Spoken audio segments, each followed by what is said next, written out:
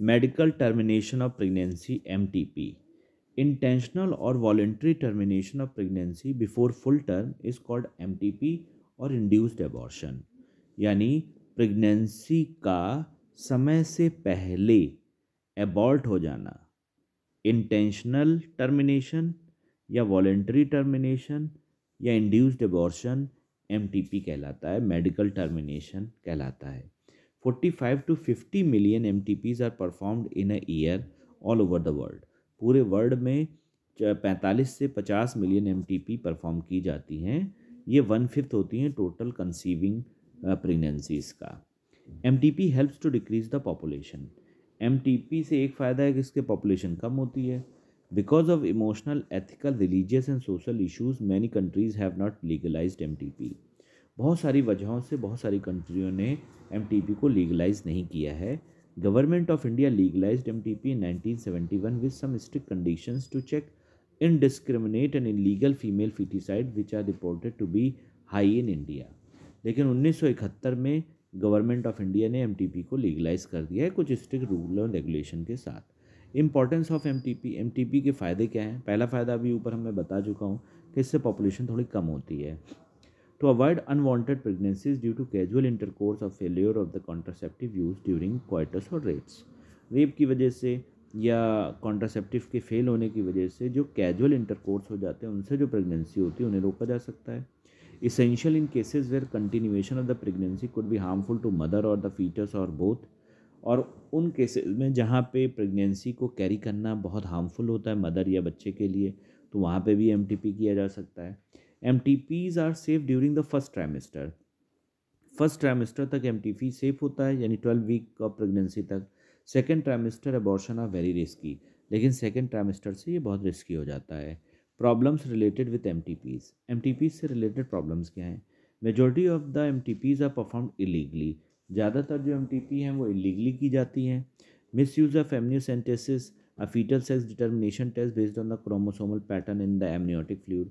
Amniotic fluid में जो chromosome का पैटर्न है जिसका टेस्ट करके ये पता कर लिया जाता है कि मेल है या फीमेल है, इसे हम लोग एमनियोसेंटेसिस बोलते हैं।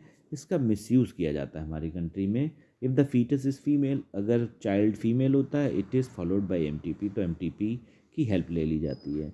सच practices are dangerous for the young mother and foetus, और ये प्रैक्टिस बहुत घातक होती हैं बच्चे के लिए और माँ के लिए। STDs, sexually transmitted diseases. Diseases transmitted through sexual intercourses are called sexually transmitted diseases, STDs, when real diseases, VD, reproductive tract infections, RTI।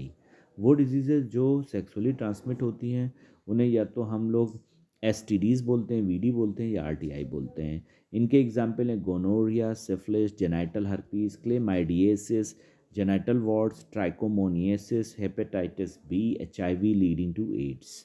Hepatitis B, HIV are also transmitted by sharing of injections, needle, surgical instrument। Hepatitis B और HIV ये surgical instrument की sharing से या needle से बढ़ते हैं। वह transfusion of blood के ट्रांसफ्यूज़न से बढ़ते हैं। From infected mother to foetus, या इन्फेक्टेड मदर से फीटस में जाते हैं। Except hepatitis B, genital herpes and HIV, other diseases are completely curable। यानी H³ को अगर छोड़ दें, HIV, हर्पीस और हेपेटाइटिस B को छोड़ दें, तो बाकी डिजीज़ को सॉल्व किया जा सकता है यानी ट्रीट किया जा सकता है। अर्ली सिम्टम्स देखिए क्या हैं? Itching, fluid discharge, slight pain, swelling etcetera in the genital reason.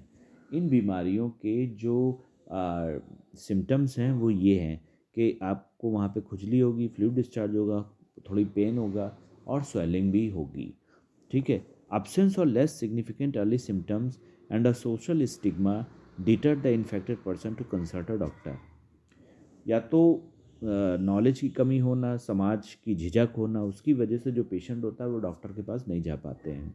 This leads to pelvis inflammatory diseases, PID।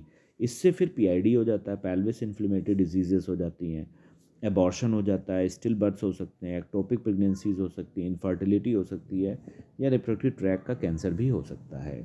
All persons are vulnerable to STDs।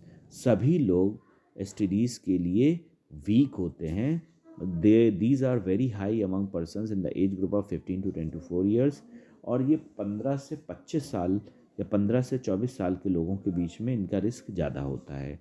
Prevention क्या है, कैसे इनसे बच सकते हैं? Avoid sex with unknown partner और मल्टीपल पार्टनर। अननोन पार्टनर के साथ सेक्स और मल्टीपल पार्टनर के साथ सेक्स से बचना है। Always use condoms during coitus, और क्वाइटस के समय हमेशा कॉन्डम यूज़ करना है। In case of doubt go to a qualified doctor for early detection and get complete treatment. और अगर किसी भी तरह का डाउट है तो आपको डॉक्टर के पास जाना है और कंप्लीट ट्रीटमेंट कराना है।